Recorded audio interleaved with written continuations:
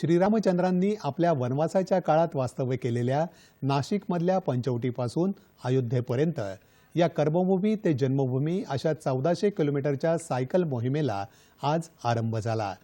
नाशिक इथल्या पंचवटीतल्या काळाराम मंदिर इथं हिरवा झेंडा दाखवल्यानंतर या मोहिमेत भाग घेतलेले सायकलस्वार रवाना झाले।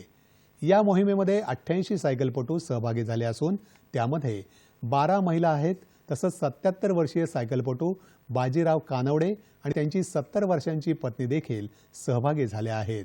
या व्यतिरिक्त 65 वर्षावरील 28 सायकलस्वार यामध्ये सहभागी झाले आहेत। हा 14 दिवसांचा प्रवास धुळे, सेंधवा, इंदोर, उज्जैन, झाशी, कानपूर, बाराबंकी मार्गे अयोध्येला जाणार आहे। जलप्रदूषण, पर्यावरण विषयक जनजागृती, व्यायामाचं महत्त्व आणि सुदृढ आरोग्य याबद्दल या सायकल वारीतून संदेश दिला जाणार आहे।